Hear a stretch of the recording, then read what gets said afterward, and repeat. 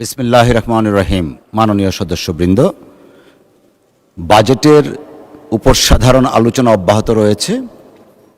এ পর্যায়ে আলোচনা অংশগ্রহণ করবেন ব্রাহ্মণবাড়িয়া ৫ আসন থেকে নির্বাচিত মাননীয় সদস্য জনাব মোহাম্মদ আব্দুল মান্নান। জনাব মোহাম্মদ আব্দুল মান্নান, আপনার সময় ৫ মিনিট। ধন্যবাদ আপনাকে। বিসমিল্লাহির রহমানির রহিম। মাননীয় স্পিকার, আপনাকে ধন্যবাদ।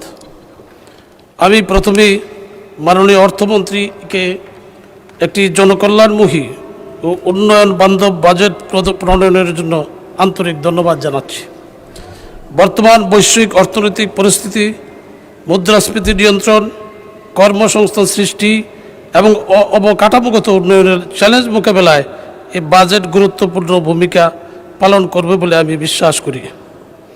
আমি পাশাপাশি এটাও বিশ্বাস করি এই বাজেটের মাধ্যমে বিএনপি সরকারের নির্বাচনী অঙ্গীকার বাস্তবায়নের পথ সুগম হবে। অতীতে বাজেট ঘোষণার পর নিত্য প্রয়োজনীয় পণ্যের মূল্যবৃদ্ধির প্রবণতা দেখা গেলেও বর্তমান প্রধানমন্ত্রী জনাব তারেক রহমানের নেতৃত্বাধীন বর্তমান সরকারের বাজেট ঘোষণার পর বাজারের স্থিতিশীলতা বজায় রয়েছে এবং জনমনে স্বস্তি ও আস্থার পরিবেশ সৃষ্টি হয়েছে।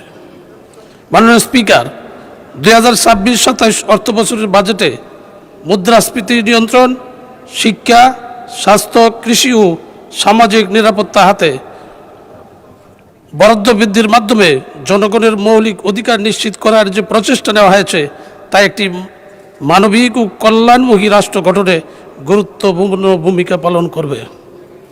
দেশের নিম্ন ও মধ্যবিত্ত মানুষের জীবনযাপন উন্নয়ন ও তরুণদের দক্ষ জনশক্তিতে রূপান্তর এবং প্রবীণ গ্রামীণ অর্থনীতিকে আরও শক্তিশালী করার লক্ষ্যে গৃহীত পদক্ষেপগুলি অত্যন্ত প্রশংসনীয়। তাই দেশের সকল শ্রেণী পেশার মানুষ এই বাজেটকে স্বাগত জানিয়েছে। মাননীয় স্পিকার, শিক্ষা জাতির মেরুদণ্ড।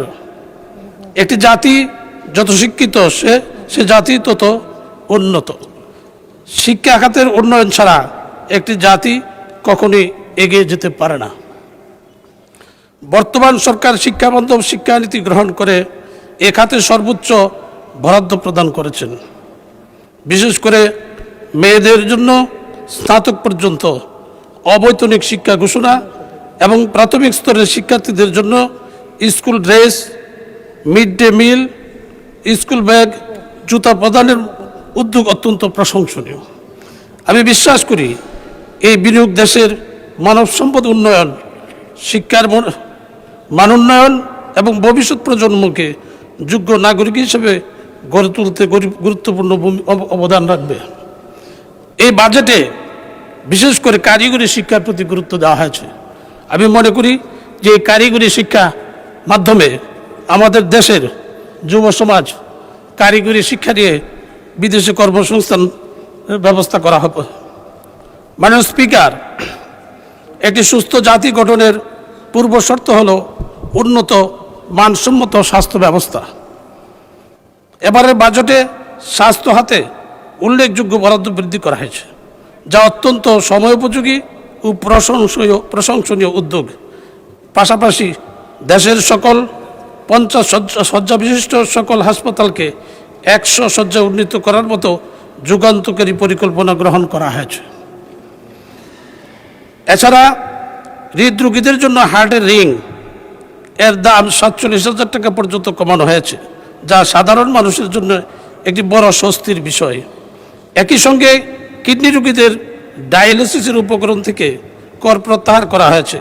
এটি একটি মানবিক ও জনকল্যাণমুখী সিদ্ধান্ত। আমি বিশ্বাস করি এই বাড়তি বরাদ্দ ও বাস্তবমুখী উদ্যোগের মাধ্যমে দেশের স্বাস্থ্যসেবার মান আরও উন্নত হবে, চিকিৎসা সুবিধা জনগণের দূরগোড়ায় পৌঁছে দেওয়া সম্ভব হবে এবং সাধারণ মানুষ আরও সহজলভ্য ও মানসম্মত স্বাস্থ্যসেবা লাভ করবে। মাননীয় স্পিকার, বাংলাদেশ একটি কৃষি প্রধান দেশ এবং এদেশের অধিকাংশ মানুষ প্রত্যক্ষ এবং পরোক্ষভাবে কৃষিকাজের সাথে সম্পৃক্ত। জাতীয় অর্থনীতিতে কৃষি ভূমিকা অত্যন্ত গুরুত্বপূর্ণ। কৃষিকাঠ, কৃষি উন্নয়নের জন্য হাল কর্মসূচি, কৃষকের জন্য বিনামূল্যে সার ও কৃষি যন্ত্রপাতি প্রদান এবং 10,000 টাকা পর্যন্ত কৃষির মৌকুফের মতো উদ্যোগে কৃষিখাতকে আরও শক্তিশালী করবে এবং কৃষকের জীবন মান উন্নয়নে গুরুত্বপূর্ণ ভূমিকা রাখবে বলে আমি বিশ্বাস করি। মাননীয় স্পিকার, এই বাজেটে সামাজিক নিরাপত্তা। ধন্যবাদ মাননীয় সদস্য। সময় 1 মিনিট দেয়া হলো, দয়া করে 1 মিনিটে শেষ করবেন প্লিজ। Thank you. মাননীয় স্পিকার, আমার নির্বাচনী এলাকা ব্রাহ্মণবাড়িয়া 5 নবীনগর একটি অবহেলিত জনপদ। আমার নির্বাচনী এলাকা ব্রাহ্মণবাড়িয়া থেকে ঢাকা আসার মতো এখনো কোনো সড়ক পথে কোনো যোগাযোগ ব্যবস্থা গড়ে ওঠে নাই। আমাদের নবীনগর থেকে বাঞ্ছারামপুর হয়ে কড়ইতলা হয়ে 2,500 যে রাস্তা, সেই রাস্তা দ্রুত কাজ নির্মাণ করার জন্য আমি এই বাজেটে বরাদ্দের প্রস্তাব করছি। মাননীয় স্পিকার, আমাদের নবীনগর আমার নির্বাচনী এলাকা পূর্ব এলাকায় লাইফ লাইন হিসাবে খ্যাত আমাদের একটি রাস্তা আছে, সেটা হলো মহেশ রোড। সে দীর্ঘদিন যাবত এই মহেশ রোডের সংস্কারের অভাবে এই রাস্তা ব্যবহারের অনুযোগী হয়ে গেছে, অনুপযোগী হয়ে গেছে। কাজেই এই আজকের বাজেটে আমাদের এই রাস্তায় বাজেট বরাদ্দ করার জন্য আমি সংশ্লিষ্ট মন্ত্রী বরাবর আমি দৃষ্টি আকর্ষণ। অসংখ্য ধন্যবাদ মাননীয় সদস্য। আলোচনায় অংশগ্রহণ করবেন মেহেরপুর 1 আসন থেকে নির্বাচিত মাননীয় সদস্য জনাব মোহাম্মদ তাজ উদ্দিন খান। জনাব মোহাম্মদ তাজ উদ্দিন খান, আপনার সময় 5 মিনিট। ধন্যবাদ আপনাকে। আউযুবিল্লাহি মিনাশ শাইতানির রাজিম। বিসমিল্লাহির রহমানির রহিম। মাননীয় স্পিকার, আপনাকে ধন্যবাদ 2026-27 বাজেটের উপরে আলোচনার সুযোগ দেওয়ার কারণে। মাননীয় স্পিকার, 26-27 অর্থ বছরের বাজেটের স্বাস্থ্যটা অনেক বড় হয়েছে, কিন্তু পুষ্টির মাত্রা কম আছে। আমরা দেখছি যে দেশি বিদেশি ঋণ বর্তমানে 19 থেকে 20 লক্ষ কোটি টাকা। আমাদের এই বাজেটে সুদ পরিশোধের জন্য 1,27,500 কোটি টাকা বরাদ্দ রাখা হয়েছে, যেটা শিক্ষা অথবা স্বাস্থ্যের মতো খাতে দিলে পরে আমাদের দেশটা অনেক দূর এগিয়ে যেত। মাননীয় স্পিকার, সাধারণ মানুষ বোঝে না জিডিপি কি জিনিস, মুদ্রাস্ফীতি কি জিনিস, কর কি জিনিস। সাধারণ মানুষ জানতে চায় এই বাজেটে যে গ্যাস সিলিন্ডারের দাম কিছুদিন আগে 1250 থেকে 1950 টাকা হলো, তার দাম কতটুকু কমেছে। সাধারণ মানুষ জানতে চায় রাতারাতি যে বিদ্যুৎ এবং জ্বালানির দাম বৃদ্ধি করা হলো, তা কতটুকু কমেছে। চাষিরা জানতে চায় তাদের চাষের জন্য যে পর্যাপ্ত সারের প্রয়োজন, আজকে এই সময়তে পাচ্ছে না। আমার কাছ থেকে এলাকার মানুষ বারবার খোঁজ নিচ্ছে পাওয়া যাবে কিনা। আবার 1300 টাকার সারে যদি 500 টাকা বেশি দেওয়া হয়, তাৎক্ষণিকভাবে পাওয়া যাচ্ছে। এই ব্যবস্থাপনাটা ঠিক হবে কিনা এই বাজেট। মাননীয় স্পিকার, কৃষকের উৎপন্ন ফসল যেটা সাধারণ মানুষ চাল ডাল ভোগ করবে, এর উপরে উৎসকর না রাখার কারণে দামটা কম থাকবে। কিন্তু কৃষকের উৎপন্ন ফসলের মূল্য, পেঁয়াজ উৎপাদন করতে খরচ 25 টাকা 15 টাকাতে বিক্রি করছে। ধান উৎপাদন খরচ মন প্রতি 1200 টাকা, সেখানে 1000 টাকায় বিক্রি করছে।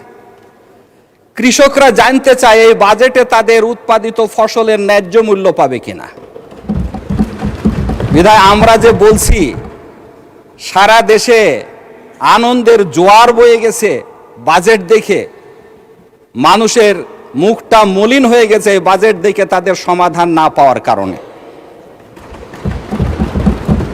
মাননীয় স্পিকার, ব্যবসায়ীরা বিদ্যুতের দাম বাড়ার কারণে, জ্বালানির দাম বাড়ার কারণে তাদের পণ্যের দাম ঠিকই সমন্বয় করে নেবে। বিধায় এই বৃদ্ধিকৃত মূল্যটা সাধারণ মানুষের উপরে যেয়ে পড়বে, অথচ এই সাধারণ মানুষ হাসপাতালে যে যথাযথ চিকিৎসা পাচ্ছে না। হার্টের রিংয়ের দাম কমানো হয়েছে, এক্ষেত্রে ধন্যবাদ। ডায়ালিসিস খরচ কমানো হয়েছে, ধন্যবাদ। কিন্তু হার্টের রিং শক করে একজন একটার বেশি দুইটা নেবে না। ডায়ালিসিস একবার প্রয়োজন হলে দুইবার প্রয়োজন হবে না। বিধায় মানুষের নিত্য প্রয়োজনীয় জিনিস যেগুলা, সেগুলার কতটুকু দাম করলো জনগণ এদিকে চেয়ে আছে। মাননীয় স্পিকার, এই মুহূর্তে একটা কথা বলতে হয়, আমার মেহেরপুর সদর হাসপাতালের দুরবস্থা চলছে। প্রেস ক্লাবের, ঢাকা প্রেস ক্লাবের সামনে কিছু মানুষ বর্তমান তত্ত্বাবধায়ক কিছু অসাধু কর্মকর্তার বিরুদ্ধে মানববন্ধন করেছে। আমি দৃষ্টি আকর্ষণ করব মাননীয় স্বাস্থ্যমন্ত্রীকে অতি দ্রুত এটা দেখার জন্য, এবং মেহেরপুর হাসপাতালে যাতে চিকিৎসা ব্যবস্থাটা দ্রুত ভালো হয়। মাননীয় স্পিকার, ভাতার পরিমাণ বৃদ্ধি করা হয়েছে, কিন্তু অবস্থাটা যদি এমন হতো যে 65 বছর হলেই সে ভাতা পাবে, বিধবা হলেই সে বোন ভাতা পাবে, এটা যথাযথ ছিল। কিন্তু 75 বছর বয়স হয়ে গেলেও বিধবা হওয়ার পরে 5 বছর পার হলে এখনো তারা ভাতাভোগী হতে পারছে না। বিধায় এই সংখ্যাটাকে আরো বৃদ্ধি করলে তবেই জনগণ বুঝতো যে বাজেটে আমরা কিছু একটা পাচ্ছি। মাননীয় স্পিকার, আমার সময় শেষের দিকে, আগে একটু সময়। জি, মাননীয় সদস্য, খুব 2 মিনিট সময় আপনাকে দেয়া হলো। আর ধন্যবাদ মাননীয় স্পিকার। 6টি রোগের জন্য টাকার পরিমাণ বৃদ্ধি করা হয়েছে, ধন্যবাদের জন্য। কিন্তু উপকারভোগীর সংখ্যা যদি বৃদ্ধি করা হতো, আমরা এখানে সকল সংসদ সদস্য জানি কি পরিমাণ এই 6টা রোগের অসুস্থ রোগীরা আমাদের কাছে আবেদনপত্র নিয়ে আসে, তাহলে জনগণ এর দ্বারা উপকার পেত। মাননীয় স্পিকার, ফ্যামিলি কার্ডের কথা বলা হয়েছে।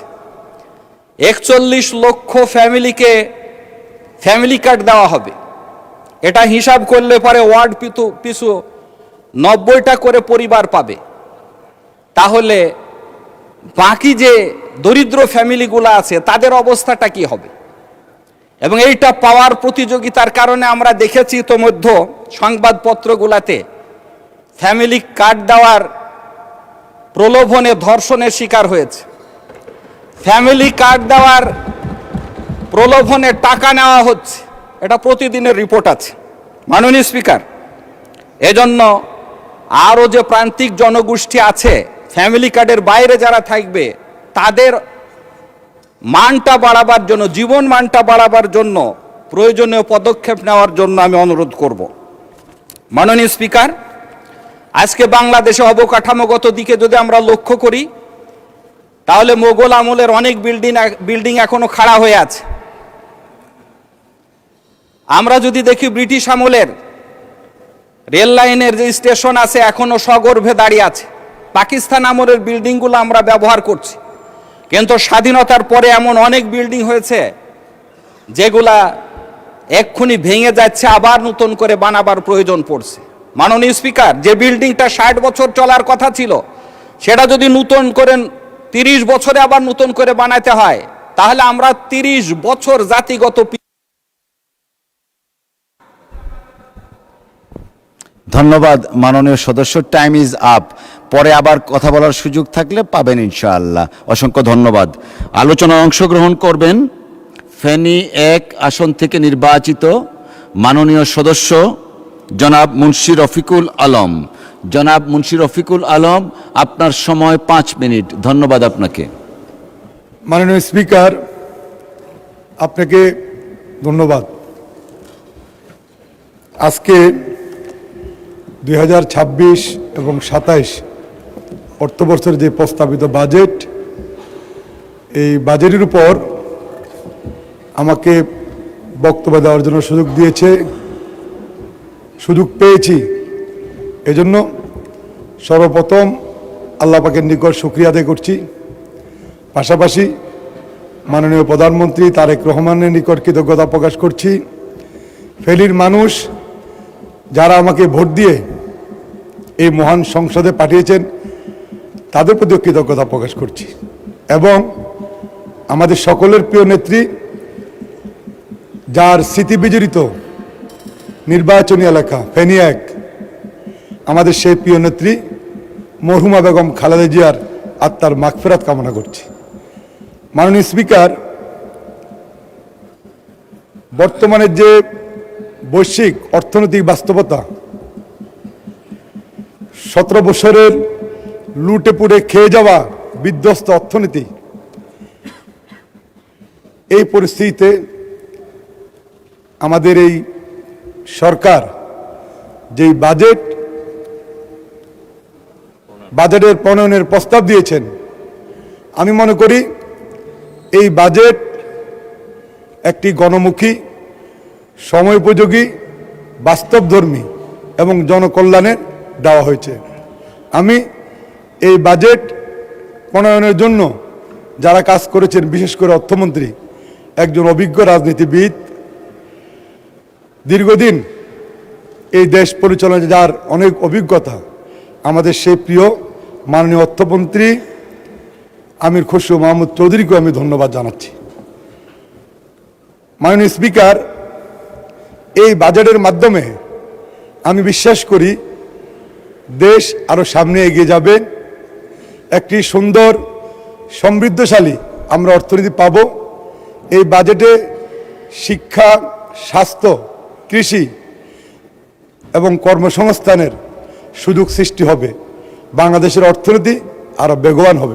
মাননীয় স্পিকার, আজকে যারা এই বাজেট নিয়ে সমালোচনা করছেন, একসময় আমরাও বাজেট নিয়ে সমালোচনা করেছিলাম। বাজেট প্রকাশিত হওয়ার পর আমরা বাজেটের বিরুদ্ধে বিক্ষোভ মিছিলও করেছিলাম, কারণ তখনকার বাজেটগুলো ছিল লুটে পুড়ে খাওয়ার জন্য বাজেট, অবৈধ অত্যাচারিত সরকারের বাজেট, যার কারণে আমরা বিরোধিতা করেছিলাম। আর এখন যারা বাজেট দিচ্ছেন ওনারা হচ্ছেন সরাসরি এদেশের মানুষের ভোটে নির্বাচিত সরকার। কোনো নির্বাচিত সরকার কখনোই লুটে পুড়ে খাওয়ার বাজেট দিতে পারে না মাননীয় স্পিকার। আর বিএনপি এমন একটি দল, আমি শুনেছিলাম আমাদের প্রিয় নেতা শহীদ রাষ্ট্রপতি জিয়াউর রহমান সাহেব, তিনি বলতেন মানি ইজ নো প্রবলেম, কারণ তার দেশের প্রতি অনেক ভালোবাসা ছিল, দেশপ্রেম ছিল, ইচ্ছা ছিল, আকাঙ্ক্ষা ছিল। আজকে তারেক রহমান তিনি হচ্ছেন সেই প্রিয় নেতার যোগ্য উত্তরসূরি। সেই শহীদ জিয়া এবং বেগম খালেদা জিয়ার রক্ত এই তারেক রহমানের শরীরে প্রবাহিত হচ্ছে। সুতরাং একজন দেশপ্রেমিকের সন্তান কখনো লুটে পুটে খাওয়ার বাজেট দিতে পারে না। প্রিয় স্পিকার, মাননীয় স্পিকার, আমরা বলতে চাই, আমরা এখানে যারা সংসদ সদস্য হিসাবে আমরা এসেছি, সরকারি দল, বিরোধী দল, সবাই যদি আমাদের সদিচ্ছা থাকে, আমরা যদি বিশ্বাস করি এই বাজেটকে আমরা সামনে এগিয়ে নিয়ে যাব, এই বাজেটের মাধ্যমে দেশকে শক্তিশালী করব, মানুষের কল্যাণে কাজ করব, আমি মনে করি অবশ্যই এই বাজেট আগামী দিনে দেশের উন্নয়নে একটি গুরুত্বপূর্ণ ভূমিকা রাখব। মাননীয় স্পিকার, শুধু বিরোধিতার খাতিরে বিরোধিতা করা ঠিক নয়। সব জায়গায় বিরোধিতা করলে দেশের অর্থনীতি সামনে এগিয়ে যাবে না। তাই বলবো, আসুন সবাই মিলে একসঙ্গে কাজ করি। যে বাজেট আমাদেরকে দিয়েছেন, আমরা সেই বাজেটকে সামনে এগিয়ে নেওয়ার জন্য আমরা কাজ করি। মাননীয় স্পিকার, আমাকে আরো 5 মিনিট সময় আমি চাচ্ছি। জি, আর 2 মিনিট দেয়া হলো। আপনি মাননীয় স্পিকার, 2 মিনিট বলতে পারবো না, 5 মিনিট দেন। অনেকদিন পর আপনাকে পেয়েছি মাননীয় স্পিকার, আমি 5 মিনিট সময় চাচ্ছি। মাননীয় স্পিকার, আমি আজকে এই সংসদে আরেকটি ধন্যবাদ জানাচ্ছি। সেটা হচ্ছে ফেনীবাসীর দীর্ঘদিনের কষ্ট ছিল, দুঃখ ছিল, প্রত্যাশা ছিল যে একটি শক্তিশালী বাঁধ আমরা ফেনীতে নির্মাণ করব। বিগত 17 বছরে ফ্যাসিবাদী সরকার শুধু লুটপাট করে খেয়েছে, একটি বাঁধ নির্মাণ করেননি। আরেকটি কথা হচ্ছে, আমার যে নির্বাচনী এলাকা, আমাদের মা দেশনেত্রী বেগম খালেদা জিয়ার স্মৃতি বিজড়িত। শুধুমাত্র বেগম খালেদা জিয়ার নির্বাচনী এলাকা হওয়ার কারণে বিগত 17 বছর এই এলাকায় কোনো উন্নয়ন কর্মকাণ্ড হয়নি। প্রতি বছর বন্যার পানিতে এলাকার মানুষ প্লাবিত হয়েছে, ব্যাপক ক্ষয়ক্ষতির সম্মুখীন হয়েছে। গতকাল একনেকের সভায় এই প্রকল্পটি অনুমোদন হয়েছে যে বন্যা যে বাঁধ নির্মাণ, শক্তিশালী বাঁধ নির্মাণ, সেই প্রকল্পটি অনুমোদন হয়েছে। সেজন্য আমি ফেনীবাসীর পক্ষ থেকে মাননীয় প্রধানমন্ত্রী, পরিকল্পনা মন্ত্রী, অর্থমন্ত্রী এবং পানি সম্পদ মন্ত্রীকে আমি আমার পক্ষ থেকে, এলাকার মানুষের পক্ষ থেকে আমি শুভেচ্ছা জানাই, অভিনন্দন জানাই। এবং আমার এই ফেনী এলাকার দুইজন সংসদ সদস্য আছেন, একজন মাননীয় মন্ত্রী আব্দুল ওয়াল মিন্টু, আরেকজন জয়নাল আবেদিন, ওনাদেরকে আমি ধন্যবাদ জানাই। ওনাদের সকলের আন্তরিকতায় আমরা এই প্রকল্পটি পেয়েছি। মাননীয় স্পিকার, আমি আরেকটি কথা বলতে চাই। মাননীয় স্বরাষ্ট্রমন্ত্রী গত কয়েকদিন আগে সংসদে একটি বক্তব্য দিয়েছিলেন যে একজন সন্ত্রাসী পুলিশ অফিসারকে গ্রেপ্তার করা হয়েছে। আমরা ওনাকে সাধুবাদ জানিয়েছি।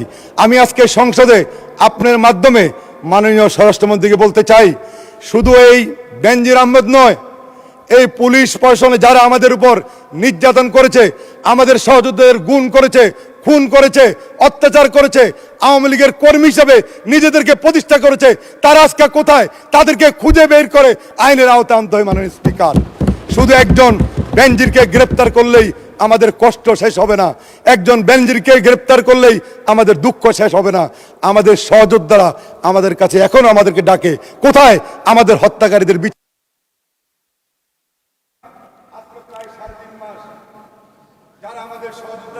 মাননীয় সদস্য, আচ্ছা 1 মিনিটে শেষ করে, আচ্ছা ঠিক আছে যান, 2 মিনিট শেষ করে, ওকে 2 মিনিট শেষ করে। মাননীয় স্পিকার, আমি আজকে আপনার মাধ্যমে স্বরাষ্ট্রমন্ত্রী সহ সকলকে আহ্বান জানাবো। আমরা আজকে যারা সরকারি দল, বিরোধী দল আছি, আমরা প্রত্যেকে নির্যাতনের শিকার হয়েছি, প্রত্যেকে মাইর খেয়েছি, জেলখানে একসঙ্গে ছিলাম।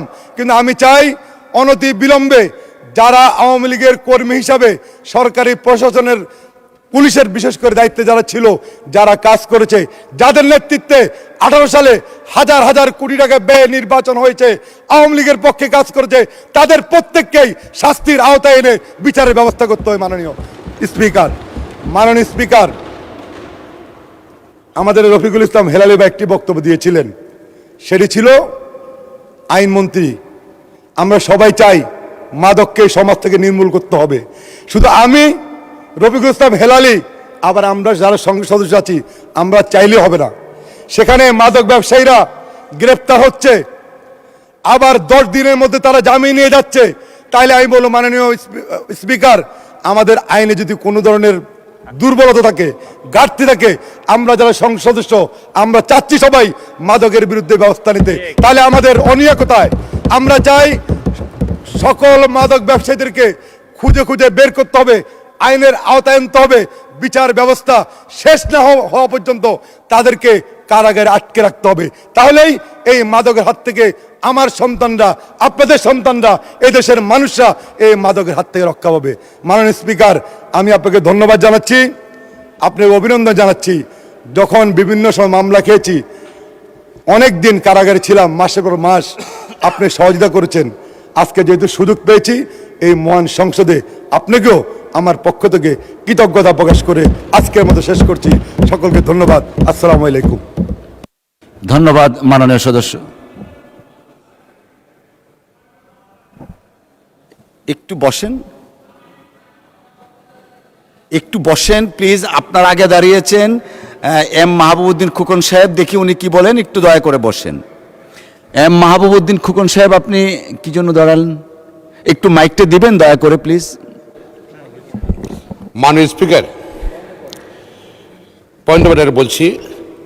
মেহেরপুর 1-এর মাননীয় সংসদ সদস্য তার বক্তব্যে বলেছেন ফ্যামিলি কার্ড দেওয়ার প্রলোভন দেখিয়ে দর্শন করা হয়েছে। ফ্যামিলি কার্ড দেওয়ার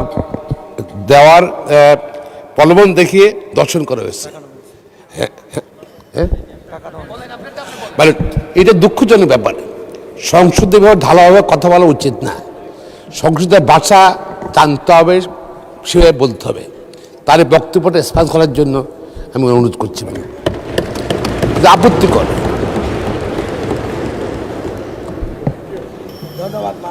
মাননীয় সদস্য, আপনি বলতে চাচ্ছেন যে বসেন আপনি, মেহেরপুর 1 আসনের মাননীয় সদস্য তিনি তার বাজেট বক্তব্যে বলেছেন ফ্যামিলি কার্ডের প্রলোভন দিয়ে ধর্ষণ করেছেন। এই বক্তব্যটা এক্সপান্স চাচ্ছেন, এইটাই তো আপনার বক্তব্য।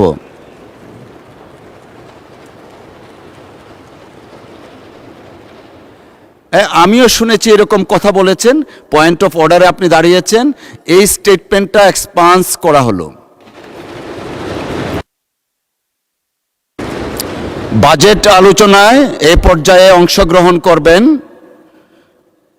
বাংলাদেশ জাতীয় সংসদ আসন নম্বর 320, মহিলা আসন নম্বর 20, সুবর্ণা শিকদার। সুবর্ণা শিকদার, আপনার সময় 5 মিনিট। ধন্যবাদ আপনাকে। স্পিকার, আমি এই মহান সংসদে দাঁড়িয়ে শুরুতে স্মরণ করছি আমার আরাধ্য শ্রী শ্রী হরিচাঁদ ঠাকুর, শ্রী শ্রী গুরুচাঁদ ঠাকুরকে।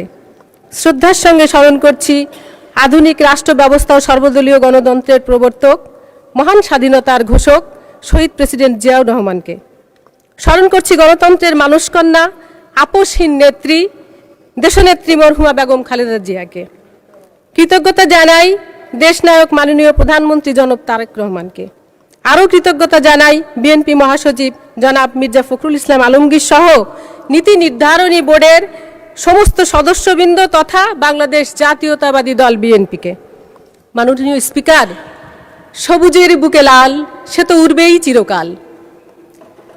যে সম্প্রদায় সমাজে অবহেলিত, সুবিধাবঞ্চিত ছিল, সেই মতুয়া সম্প্রদায় তথা সনাতনীদের পক্ষ থেকে দাঁড়িয়ে আজকে আপনার সামনে আমি এই মহান সংসদে কথা বলছি।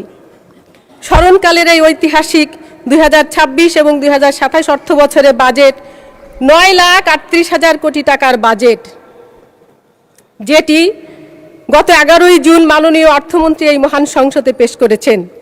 এজন্য মাননীয় অর্থমন্ত্রীকে আমি আমার হৃদয়স্থল থেকে শ্রদ্ধা জ্ঞাপন করছি এবং ধন্যবাদ জ্ঞাপন করছি।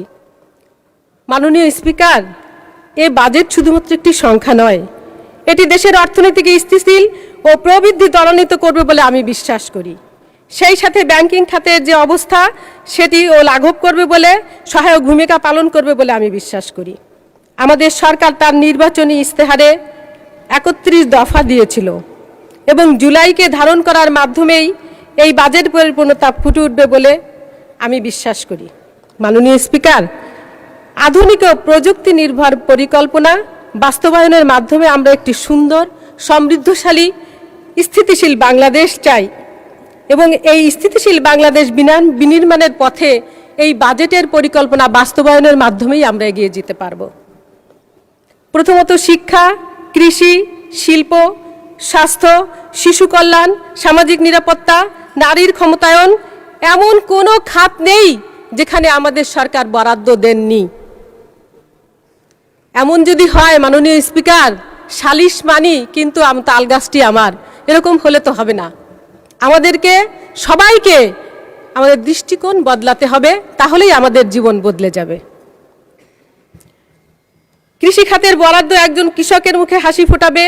আমি প্রান্তিক কৃষকের সাথে সরাসরি কথা বলেছি মাননীয় স্পিকার। কৃষকের কাছে শুনেছি তার হৃদয়ের কথা, তার হৃদয়ের কথোপকথনে তার ভাবব্যক্তি অভিব্যক্তি ফুটে উঠেছে। তিনি বলেছেন বর্তমান সরকার আমাদের জন্য যে বাজেটটি দিয়েছেন সেটা যথাযথ, সময় উপযোগী। আমরা আমাদের ফসলের ন্যায্য মূল্য পাবো বলে আমরা বিশ্বাস করি। এটা একজন কৃষকের কথা মাননীয় স্পিকার। আমি একজন চিকিৎসকের সাথে সরাসরি কথা বলেছি, তিনিও এই বাজেটকে সুস্বাগতম জানিয়েছেন মাননীয় স্পিকার। শিক্ষা খাতে 1,36,606 কোটি টাকার বরাদ্দ, প্রান্তিক শিক্ষার্থীদের জন্য মিড ডে মিল, পোশাক, জুতা, বিভিন্ন সম্প্রসারণে একটি নবদিগন্তের দ্বার উন্মোচিত হলো। শ্রেণীকক্ষে প্রযুক্তির ব্যবহার এবং মেয়েদের স্নাতক পর্যন্ত বিনামূল্যে শিক্ষার উদ্যোগ প্রমাণ করে দিয়েছে এই বাজেট শুধু আজকের ব্যয় নয়, আগামী প্রজন্মের সক্ষমতার বিনিয়োগ করেছে। One teacher, one tab, learning with happiness. মাননীয় স্পিকার, নারী ও শিশু যেখানে কল্যাণে যে বরাদ্দ হয়েছে, এটি একটি নারীকে তার নিজস্ব পরিচয় তৈরি করতে সাহায্য করবে বলে এবং উৎসাহিত করবে বলে আমি বিশ্বাস করি। ঘুমিয়ে আছে শিশুর পিতা সব শিশুরই অন্তরে। একটি পরিবার রাষ্ট্রের একটি গুরুত্বপূর্ণ অংশ। সেই পরিবারের শিশু যদি সুন্দর একটি সাবলীল পরিবেশে বেড়ে ওঠে, একজন মা যদি তার সন্তানকে সুন্দরভাবে বেড়ে তোলার জন্য সমস্ত সাহায্য সহযোগিতা পায়, তাহলে সেই শিশু শুধুমাত্র পরিবার নয়, একটি দেশের জন্য সম্পদ হয়ে দাঁড়াবে। মাননীয় স্পিকার 42 লক্ষ ফ্যামিলি কার্ড নবদিগন্তের দ্বার উন্মোচন করলো। আমি মনে করি ডে কেয়ার সেন্টার, যেখানে শিশুরা নিরাপত্তা ও নির্ভরতার মাধ্যমে সুস্থ পরিবেশে বেড়ে উঠবে। আমি বিরোধী দলকে বলতে চাই, এই ডে কেয়ার সেন্টারে শুধুমাত্র সরকারি দলের কোনো লোকের বাচ্চারা বড় হবে না, সুন্দর পরিবেশে গড়ে উঠবে না, আপনাদের সন্তানেরাও, আত্মীয় স্বজনেরাও এই ডে কেয়ার সেন্টারে পরিষেবা পাবেন। সামাজিক নিরাপত্তা খাতে 1,44,363 কোটি টাকার বরাদ্দ দেশের প্রান্তিক ও ঝুঁকিপূর্ণ জনগোষ্ঠীর জন্য আশার আলো হয়ে এসেছে। ধন্যবাদ মাননীয় সদস্য। মাননীয় সদস্য, আপনাকে 1 মিনিট সময় বাড়িয়ে দেওয়া হলো। ধন্যবাদ। 2 মিনিট সময় চাচ্ছি মাননীয় স্পিকার।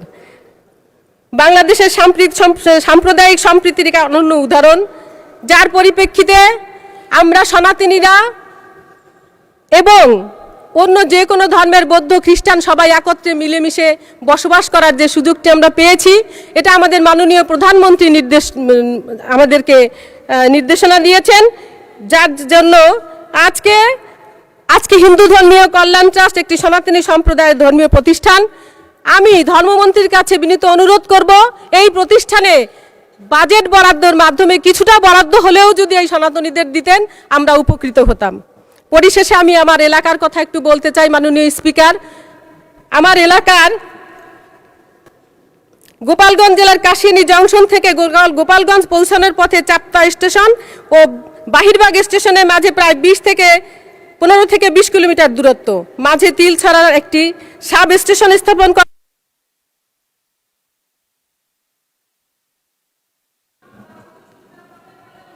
জি, অসংখ্য ধন্যবাদ মাননীয় সদস্য। পরে আবার সুযোগ আসবে, তখন বলবেন ইনশাআল্লাহ।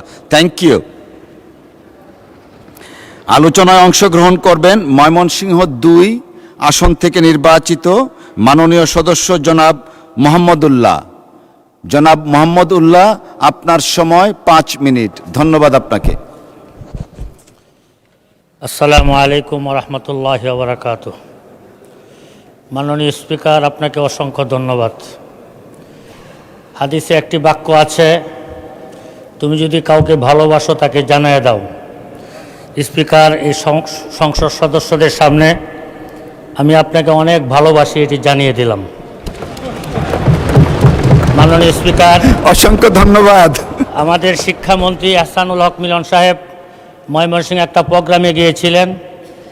উনি অসংখ্য মানুষের সামনে ওনার আসনে আমাকে বসিয়ে আমাকে মাননীয় শিক্ষামন্ত্রী বলে সম্বোধন করে আমাকে সম্মানিত করেছিলেন। আপনার মাধ্যমে তাকেও আমি ধন্যবাদ জানাই।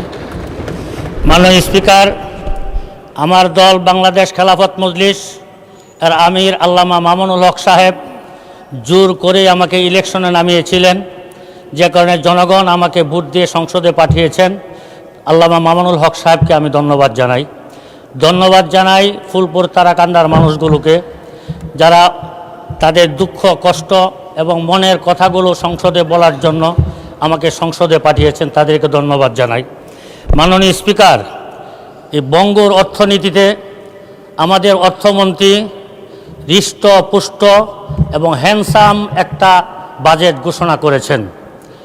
আমি মনে করি বাজেটটা সর্বদিক থেকে ভালো না হলেও মোটামুটি তুলনামূলক ভালো। এরপরে এখানে আরেকটা এরকম বাজেট এই সংসদে অসংখ্য হয়েছে, বাজেটটা বাস্তবায়ন আমাদের স্থানীয়ভাবে বাস্তবায়ন হয় না। আমি এই বছর আশা করি, যেহেতু আমরা বঙ্গর অর্থনীতির উপর দাঁড়িয়ে আছি, আমরা 300-350 এমপি মন্ত্রী এখানে আছি, আমরা যদি হাদিস আল্লাহ রাসূল বলেছেন খায়রুন নাস মাইয়ানফাউন নাস, যে মানুষের কল্যাণ করে সে সবচেয়ে উত্তম ব্যক্তি, আর সংসদ সদস্যরা সবচেয়ে বেশি কল্যাণ করার সুযোগ থাকে। আমি মাননীয় স্পিকার, আপনার আসন নিয়েও কিছু কথা আমি বলবো, যে কারণে আপনার পক্ষ থেকে আমাকে একটু সময় দিবেন। আর আমার মাননীয় বিরোধী দলের চিফ হুইপ আমাকে বলেছেন সময়ের পরে 2 মিনিট উনি বাড়াবেন, তাহলে দুইজন যদি 2 মিনিট করে বাড়ান 4 মিনিট সময় আমি পাবো ইনশাআল্লাহ। মাননীয় স্পিকার, এই চিফ হুইপ মহোদয় কিন্তু নেই, মাননীয় চিফ হুইপ মহোদয় ওনার নেই পক্ষে এখানে। যিনি আছেন আমাদের রফিকুল ইসলাম খান সাহেব আছেন, উনি হয়তো সময় বাড়িয়ে দিবেন, হুইপ আছেন। মাননীয় স্পিকার, যে অর্থনীতির উপর আমাদের এই দেশ দাঁড়িয়ে আছে, সেই অর্থনীতির উপরে সবচেয়ে বেশি লুটপাট হয়। সেই অর্থনীতি লুটপাট যদি না হতো, এই দেশ উন্নয়নের জন্য 54 বছর অপেক্ষা করা লাগতো না। আজকে 54 বছর যাবৎ এ দেশের মানুষ সাফারা হচ্ছে। আমাদের এই দেশে যারা জনপ্রতিনিধি হয় এবং বিশেষ করে অনেক সরকারি কর্মচারী আছেন যারা ঘুষ বাণিজ্য এবং অর্থ লুটপাটের সাথে জড়িত থাকার কারণে গত 17 বছর ইতিহাস আপনার এবং আমাদের সামনে আছে। আমি এখানে যারা আছেন এই বছরে 350 এমপি মন্ত্রীদের কাছে অনুরোধ করব, 5টা বছর জনগণের জন্য আপনারা মেহনত করেন। 5টা বছরের এই অর্থ বরাদ্দ জনগণের পিছনে ব্যয় করেন। এখানে যদি আপনারা এখানে খেয়ানত না করেন, এই 1 বছরের অর্থ বাজেটে আমাদের গ্রামের উন্নয়ন হবে ইনশাআল্লাহ। মাননীয় স্পিকার, আপনার কাছে একটা ছোট্ট আবদার থাকবে, আপনার মাধ্যমে আমাদের অর্থমন্ত্রীর কাছে আমার ছোট্ট একটা আবদার থাকবে। বিএনপি যখন থেকে প্রতিষ্ঠিত হয়েছে, বাংলাদেশের কওমি গণনার প্রতিটি মানুষ বিএনপির সাথে ছিল, এখনো আছে। কিন্তু বিগত সময়ে কওমি গণনার কোনো মানুষদের নিয়ে কোনো বরাদ্দের কথা কখনো আসে নাই। এই বছর আমরা ভেবেছিলাম যে এই বছর যেহেতু বিএনপি ইসলামপন্থী দল, ইসলামে মূল্যবোধে বিশ্বাসী, তারা যেমন নৃগোষ্ঠীকে তারা অর্থনীতির বরাদ্দের মধ্যে এনেছে, কওমি অঙ্গনকেও তার বরাদ্দের মধ্যে আনবে। কিন্তু অত্যন্ত দুঃখের বিষয়, কওমি গণনার আলেম উলামা এবং সেই সমাজের মানুষগুলোকে তারা কোন গ্রহের মানুষ মনে করে, এটা আমার বুঝে আসে না মাননীয় স্পিকার। এই জন্য আমি অর্থমন্ত্রীর কাছে সবিনয় অনুরোধ করব যে কওমি গণনার আলেম উলামা ছাত্রদেরকেও আপনাদের এই অর্থ মন্ত্রণালয়ের একটা বাজেট দিয়ে তাদেরকে আপনাদের এই দেশ উন্নয়নের কাজে তাদেরকে কাজে লাগানোর ব্যবস্থা করা হোক। মাননীয় স্পিকার, আপনি যে অঞ্চলের এমপি, আমি আপনার কাছাকাছি এমপি। আপনার এলাকায় যত সমস্যা, সেই সমস্যা আমার এলাকাও। লক্ষ লক্ষ মানুষের শুধু একটাই ফোন আসে, এই বৃষ্টির দিন মানুষ কোথাও চলাচল করতে পারে না। প্রতিটা রাস্তাঘাটে হাঁটু পানি পর্যন্ত জমে যায়, রিক্সা উল্টে অনেক মানুষ অ্যাক্সিডেন্ট করে। মাননীয় স্পিকার, আমি আপনার কাছে আপনার মাধ্যমে অনুরোধ করব। মাননীয় সদস্য, সময় শেষ, তারপরেও 2 মিনিট দাবি করা হচ্ছে, 2 মিনিট বাড়িয়ে দেওয়া হলো। আর আপনার কনস্টিটিউন্সির উপর দিয়ে আমি যাই, একটা তো দায়বদ্ধতাও আছে, 2 মিনিট বাড়িয়ে দেওয়া হলো। আপনার পক্ষ থেকে 2 মিনিট চাই মাননীয় স্পিকার। গ্রামীণ অর্থনীতিকে আগে আনতে হলে রাস্তাঘাটের উন্নয়ন লাগবে। এই রাস্তাঘাটে আমার এলাকায় প্রায় 2 থানায় প্রায় 400 কিলোমিটার রাস্তা কাঁচা, যতটুকু পাকা আছে ওইটুকু অচলযোগ্য। আমি মাননীয় সড়ক যোগাযোগ মন্ত্রীর কাছে অনুরোধ করব যে আমার দিকে একটু নজর দিবেন এবং আমার এলাকার মানুষের চলাচলে একটা সুব্যবস্থা করে দিবেন ইনশাআল্লাহ। মাননীয় শিক্ষামন্ত্রীর কাছে বলবো, মাননীয় শিক্ষামন্ত্রী, আপনি আমাকে অনেক ভালোবাসা দিয়েছেন, আমি আপনার প্রতি অনেক সন্তুষ্ট, খুশি। আমাদের এলাকার যতগুলো স্কুল আছে, স্কুলের কোনো ভবন নাই, এখানে শিক্ষক নাই, তাদের ভালো ফ্যানের ব্যবস্থা নাই, কারেন্টের ব্যবস্থা নাই, বাচ্চারা লেখাপড়া করে অনেক কষ্টে। আপনি একটু শিক্ষা খাতে যেমন বড় বরাদ্দ পেয়েছেন, এই বরাদ্দটা যেন সুষম বন্টন হয়, আমার এলাকায় যেন আমি আমার প্রাপ্য অনুযায়ী যেন আমি পাই, এলাকার উন্নয়নে আমি কাজ করতে পারি। মাননীয় স্পিকার, আমার এলাকার 2টা থানা, একটা পৌরসভা আছে। পৌরসভা ইউনিয়নের মতো কোনো উন্নয়ন নাই, রাস্তাঘাট নাই, ড্রেনেজ নাই। ফুলপুর থানার উপজেলার মানুষ এবং পৌরসভার মানুষগুলো বৃষ্টি আসলে তারা চলাচল করতে পারে না। আমি বলবো প্রত্যেকটা পৌরসভাকে যেন উন্নত করা হয়, সি গ্রেড থেকে এ গ্রেডে উন্নত করা হয়। ঠিক তেমনিভাবে তারাকান্দা বিশাল একটা বাজার এবং বিশাল জনগোষ্ঠী এখানে বসবাস করে। এটা পৌরসভা না থাকার কারণে গ্রামের এলাকার মতো ইউনিয়ন পরিষদের মতো রাস্তাঘাট নাই, ড্রেনেজ নাই, পানির জলবদ্ধতার কারণে মানুষ চলাচল করতে পারে না। মাননীয় স্পিকার, আপনার মাধ্যমে তারাকান্দা যেমন উন্নয়ন চাই, ঠিক তেমনিভাবে তারাকান্দাকে পৌরসভা ঘোষণা করা হোক, এই আবেদন আমি আপনার মাধ্যমে জানাই। মাননীয় স্পিকার, সময় শেষ হয়ে যাচ্ছে, আপনি দয়া করে একটু সময় আমাকে বাড়িয়ে দিবেন। মাননীয় স্পিকার, স্বাস্থ্য খাত নিয়ে আমি কথা বলেছিলাম, কিন্তু স্বাস্থ্য খাতের আমি শুনেছি যে 101 শয্যা বিশিষ্ট হাসপাতালের একটা অনুমোদন হয়েছে, কিন্তু অনুমোদন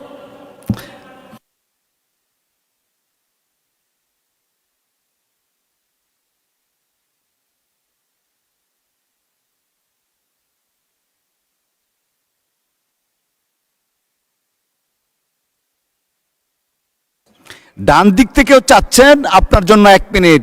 ভালো জনপ্রিয় মানুষ, নেন 1 মিনিট। মাননীয় স্পিকার, আমরা বৃহত্তর ময়মনসিংহ সবসময় উন্নয়ন থেকে বঞ্চিত, যেমন আপনি জানেন, আমরাও জানি, সামনে যারা আছেন তারাও জানেন। আজকে প্রধানমন্ত্রী বেগম খালেদা জিয়া বেঁচে থাকলে হয়তো আমি এই বেঞ্চে না থেকে ওই বেঞ্চে থাকতাম। তা আমি আপনাকে আমাদের অভিভাবক মনে করি। আপনি অভিভাবক হয়ে আমাদের বৃহত্তর ময়মনসিংহ উন্নয়নে আমাদেরকে অবদান রাখার সুযোগ দেবেন ইনশাআল্লাহ। সাথে সাথে গতকালকে থেকে আমরা একটা সংবাদ পাইলাম যে ময়মনসিংহ থেকে শেরপুরের রেল লাইনের একটা অনুমোদন পাশ হয়েছে। আমি আপনার মাধ্যমে রেলমন্ত্রীর কাছে অনুরোধ করব, এই রাস্তাটা যেন জামালপুর থেকে শেরপুর না হয়ে ময়মনসিংহ, তারাকান্দা, ফুলপুর, হালুয়াঘাট হয়ে শেরপুর হয়, তাহলে লক্ষ লক্ষ মানুষের উপকার হবে। মাননীয় স্পিকার, আপনাকে অসংখ্য ধন্যবাদ। আপনার পক্ষ থেকে 1 মিনিট সময় দিয়েছেন, এটা আমার জন্য লাখ মিনিট। আল্লাহ পাক আপনাকে সুস্থ রাখুন, ভালো রাখুন। আসসালামু আলাইকুম ওয়া রাহমাতুল্লাহি ওয়া বারাকাতুহু। অসংখ্য ধন্যবাদ মাননীয় সদস্য। মাননীয় জি,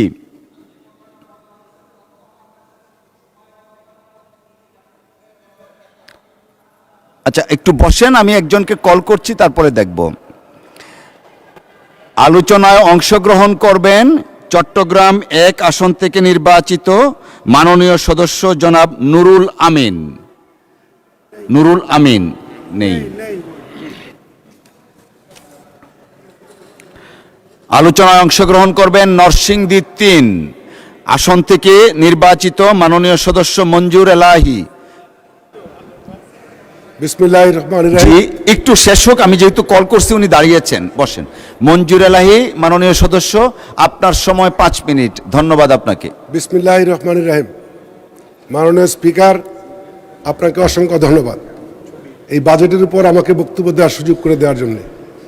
আমি বলতে চাচ্ছি, জাতীয়তাবাদী দল বিএনপি সরকার এই 2026-27 অর্থ বছরের যে বাজেট ঘোষণা করেছেন, সেই বাজেট যে আমাদের কাছে পছন্দ হয়েছে, আমাদের বিরোধী দলের ভাইদের কাছেও পছন্দ হয়েছে, সারা বাংলাদেশের সমস্ত মানুষের কাছে কিন্তু এই বাজেট খুব পছন্দ হয়েছে। তারা কিন্তু জানেন এটা, তারপরও তারা বিরোধিতা করছেন। তারা কিন্তু এখানে দাঁড়িয়ে সবসময় একটা কথা বলেন, যদি আওয়ামী লীগের সময় বিরোধী দলের ভূমিকা যেমন ছিল, আমাদের ভূমিকাও যদি তেমনই থাকে, তাহলে আমরা তো লেজির ভিত্তিক হয়ে গেলাম, আমরা তার বিরোধী দল থাকলাম না। এ কারণে তারা কথাটি বলে। তাদের কথা আমাদের খুব মনে কষ্ট নেওয়ার কোনো কারণ আছে বলে আমি মনে করি না। এই কথায় আমার কিন্তু একটা গল্পের কথা মনে পড়ছে। একজন সরকারি চাকরিজীবী সৎ মানুষ, জীবনেও ঘুষ খান নাই, তার কাছে পয়সা নাই, উনি রিটায়ারমেন্টে আসছেন, ওনার মেয়ের বিয়ে দিতে হবে, 25,000 টাকা লাগবে। তো উনি নিয়ত করলেন, মানুষের কাছে জীবনে চাই নাই, মানুষের কাছে আর কোনোদিন চাবো না।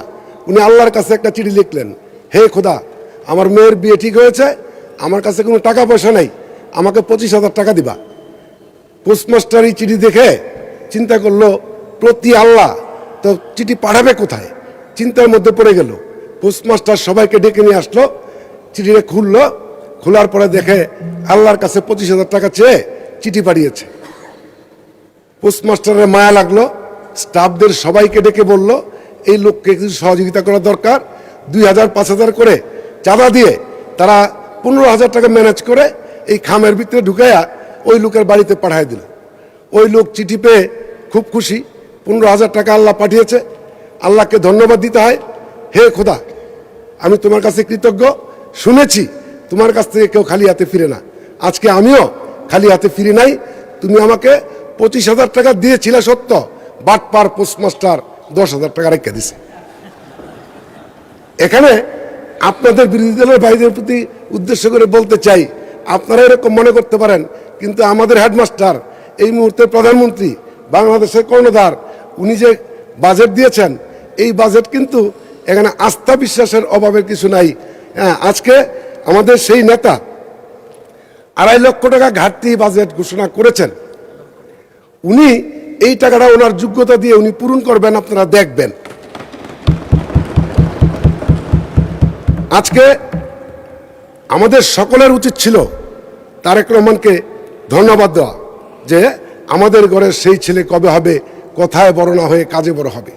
আর সেই ছেলেটার নাম কিন্তু জনাব তারেক রহমান। আমরা আরেকটি কথা না বললেই নয়, স্থানীয় সরকারকে গতি বাড়ানোর জন্য বর্তমান সরকার কিন্তু জেলা পরিষদের প্রশাসক বসিয়েছেন, কিন্তু দুঃখের বিষয় এই বর্তমান জেলা প্রশাসকের 3 লক্ষ টাকা উনি নিজে কিন্তু অনুমোদন দেওয়ার ক্ষমতা রাখেন না। জরুরি কাজে অনেক সময় কিন্তু এটা প্রয়োজন হয়। আমি এই মহান সংসদে দাবি করছি জেলা পরিষদের প্রশাসকরা মিনিমাম 10 লক্ষ টাকা যাতে তারা নিজেরা সিদ্ধান্ত নিতে পারে করার জন্য। আমি যখন উপজেলা চেয়ারম্যান ছিলাম তখন কিন্তু আমি দেখেছি প্রাইমারি স্কুলের শিক্ষকদেরকে বদলি করা হতো উপজেলা শিক্ষা অফিসার, পরবর্তীতে এটা জেলা অফিসারের কাছে নিয়ে যাওয়া হলো, এখন মন্ত্রণালয়ে যেতে হয়। আমার প্রশ্ন, আমার বাড়ি নরসিংদী, 1.5 ঘন্টা লাগে ঢাকা আসতে মন্ত্রণালয়ে। নর্থ বেঙ্গল, সিলেট, বগুড়া, পাবনা, দিনাজপুর যে সকল প্রাইমারি স্কুলের শিক্ষকরা আছেন তারা যদি একদিন মন্ত্রণালয়ে আসে কোনো কমপ্লেনের জন্য, তাদের 3 দিন সময় নাই, 3000 টাকা খরচ।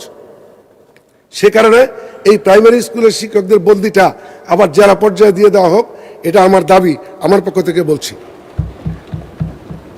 নরসিংদী জেলা শিল্প সমৃদ্ধ জেলা, এখানে ডাইং প্রিন্টিং অনেক বেশি। তো ডাইং প্রিন্টিং করতে গেলে ওয়াটার ট্রিটমেন্ট প্ল্যান কিন্তু খুব জরুরি প্রয়োজন। অনেক মিল মালিক আছেন যারা ওয়াটার ট্রিটমেন্ট প্ল্যান করার ক্ষমতা সক্ষমতা তাদের নাই। সে কারণে আমি সরকারের কাছে এই যে পরিবেশ ও বন মন্ত্রণালয়ের কাছে অনুরোধ করব, আপনারা যদি সরকারিভাবে একটা জায়গায় ইটিভি করে আমাদের কাছ থেকে গ্যাস বিদ্যুৎ বিলের মতো বিলটা নেন, এটা আমরা দিতে পারি। যদি এটা সম্ভব না হয় আমাকে 2 মিনিট সময় বাড়িয়ে দিলে আমি কৃতজ্ঞ থাকবো স্পিকার মহোদয়। 1 মিনিট বাড়ানো হলো, প্লিজ 1 মিনিট, ধন্যবাদ। যদি এটা সম্ভব না হয় তাহলে ওই মিল মালিকদেরকে ঋণ, সুদবিহীন ঋণ যদি আপনারা দেন 5 বছর মেয়াদে, তাহলে কিন্তু পরিবেশটা আরো সুন্দর সবাই রাখতে পারে। আজকে আমার নির্বাচনী এলাকা নরসিংদী 3 শিবপুর, এখানে সবজির জন্য বিখ্যাত। আমরা মনে করি ঢাকা শহরের মিনিমাম 50% সবজি আমাদের এই নরসিংদী শিবপুর থেকে আসে। এটা পচনশীল এই সবজি, সেখানে ওইখানে যদি একটা কোল্ড স্টোরেজ করা হয় তাহলে কিন্তু কৃষক তার ন্যায্য মূল্যটা পাবে বলে আমি বিশ্বাস করি। আমার লাস্ট কথাটা হচ্ছে, আমার নির্বাচনী এলাকা শিবপুর, এই শিবপুরের রাস্তাঘাট পাকা করার জন্য আমি কোনো দিন কোনো বরাদ্দ চাবো না, কারণ আমার নির্বাচনী এলাকায় 99% রাস্তা পাকা। দুঃখের বিষয় হচ্ছে গত 18 বছরের মধ্যে একটা রাস্তাও মেরামত করা হয় নাই। যদি স্থানীয় সরকার মন্ত্রী মহোদয় আমার এই সমস্ত রাস্তাগুলি পাকা মেরামত করে দেন তাইলেই কিন্তু আমি আপনার প্রতি খুশি থাকব। ধন্যবাদ মাননীয়। অসংখ্য ধন্যবাদ। মোহাম্মদ রফিকুল ইসলাম খান, আপনি দাঁড়িয়েছেন, একটু মাইকটা দিবেন দয়া করে ফর এ মিনিট। মাননীয় স্পিকার, আপনাকে ধন্যবাদ আমাকে সুযোগ দেওয়ার জন্য। আপনি একটু আগে একটা বক্তব্য এক্সপান্স করেছেন আমাদের মেহেরপুর 1-এর মাননীয় সংসদ সদস্য তাজউদ্দিন খান সাহেবের বক্তব্য। এক্সপান্স তো হবে যদি অসত্য বক্তব্য দিয়ে থাকেন অথবা অসংসদীয় শব্দ যদি ব্যবহার করেন, তাহলে এক্সপান্স হবে। এজন্য আমার ধারণা উনি কোনোটাই বলেন নাই, কাজে উনি দাঁড়িয়েছিলেন, ওনাকে ওনার বক্তব্য রাখার সুযোগ দেওয়া হোক। জি মাননীয় স্পিকার, আপনাকে জি ধন্যবাদ। আপনাকে ধন্যবাদ, আপনি বসেন দয়া করে। মেহেরপুর 1, আপনি দাঁড়ান, দয়া করে কি বলতে চেয়েছিলেন শুনি 1 মিনিটের মধ্যে প্লিজ। মাননীয় স্পিকার, আপনাকে ধন্যবাদ। আমি আমার আলোচনার ভিতরে ফ্যামিলি কার্ডের প্রলোভনে ধর্ষণের শিকার হয়েছে অনেক জায়গাতে এই কথাটা ব্যবহার করেছিলাম। অবশ্য মাননীয় সদস্য এই কথাটার উপরে আপত্তি করেছিলেন যে এই ভাষাটা ব্যবহার না করার ক্ষেত্রে। আমি যতটুকু শুনেছি, আমাদের কাছে যে তথ্য আমার কাছে ছিল সময়ের অভাবে দিতে পারেনি, আমি তথ্যগুলো আপনার কাছে পাঠিয়ে দিচ্ছি। জি জি মাননীয় স্পিকার, 10/4/2026 ফরিদপুর সোনাগাজী কোতোয়ালি থানাতে ফ্যামিলি কার্ডের প্রলোভনে ধর্ষণের অভিযোগে একটা মামলা হয় নারী ও শিশু নির্যাতন আইনে। ওসি সাহেব এর প্রাথমিক সত্যতা পেয়েছে বলে এটা প্রমাণ হয়েছে। 25/4/2026 রংপুর মিঠাপুকুর উপজেলা ভাংনা ইউনিয়ন বিএনপির সহ সম্পাদক এনামুল হক দল থেকে তাকে সাময়িক বরখাস্ত করা হয়েছে প্রাথমিক সত্যতা পাওয়ার কারণে। আরো মাননীয় সদস্য, আপনি দয়া করে বসেন। জি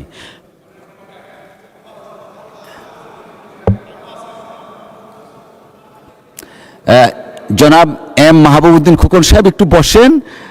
আপনি যা বলতে চেয়েছিলেন একটু বসেন, আমি ওনাকে বলি। জি, মাননীয় সদস্য, ফ্যামিলি কার্ড যে প্রজেক্ট, সেটা শুধুমাত্র মাননীয় প্রধানমন্ত্রী বা এই সরকারের না, সারা দেশের মানুষের একটা আকাঙ্ক্ষিত বিষয়। সো এই প্রজেক্ট সম্পর্কে যেহেতু একটা অভিযোগ এনেছেন আপনি নিজে পার্সোনালি এটার কোনো ক্লারিফিকেশন করেননি, যে কারণে মাননীয় সদস্য হিসাবে আমি এটা বলেছি যে উনার বক্তব্যের প্রেক্ষিতে যে আপনি যে ধর্ষণের অভিযোগ প্রলোভন দেখিয়ে সেই লাইনটা এক্সপান্স করা হয়েছে। অসংখ্য ধন্যবাদ আপনাকে। আমার মনে হয় যে এক্সপান্সড হয়ে গেছে, আর উনি নিজে ক্লারিফিকেশন না করে একটা স্টেটমেন্ট দিয়েছেন, সেই জন্য এক্সপান্স করা হয়েছে। বসেন, আমরা একটু প্রসিডিংস অব্যাহত রাখি, পরে আবার আসবো। বসেন। আচ্ছা, দেখা যাবে। Thank you. বাজেট সম্পর্কিত আলোচনায় অংশগ্রহণ করবেন চাঁদপুর 4 আসন থেকে নির্বাচিত মাননীয় সদস্য জনাব মোহাম্মদ আব্দুল হান্নান। জনাব মোহাম্মদ আব্দুল হান্নান, আপনার সময় 5 মিনিট। ধন্যবাদ আপনাকে। বিসমিল্লাহির রহমানির রহিম। মাননীয় ডেপুটি স্পিকার, আপনি সরকারি দল এবং বিরোধী দল বলেন, আমরা মাননীয় ডেপুটি স্পিকার, মাননীয় স্পিকার, আপনি সরকারি দল ও বিরোধী দল বলেন, কিন্তু আমরা কোন দল আমরা নিজেরও জানি না, এবং আমাদের হুইপ কে সেটাও আমরা জানি না। তারপরও কিছুক্ষণ পূর্বে হুইপ মহোদয় সেই হুইপ বলে গিয়েছেন 8 মিনিট উনি সময় দিয়েছেন। আমি আপনার কাছে বেশি সময় দাবি করছি। মাননীয় স্পিকার, এই বাজেট ব্যবসা বান্ধব বাজেট, এই বাজেট নারী বান্ধব বাজেট, এই বাজেট আমাদের দেশের উন্নয়নের বাজেট। দীর্ঘ 17 বছর পর পেশিস সরকার যাওয়ার পর গণতান্ত্রিক সরকারের কাছে মানুষের আশা আকাঙ্ক্ষা অনেক। তাই আমাদের মাননীয় প্রধানমন্ত্রী এবং অর্থমন্ত্রী সুন্দর একটি বাজেট দিয়েছেন।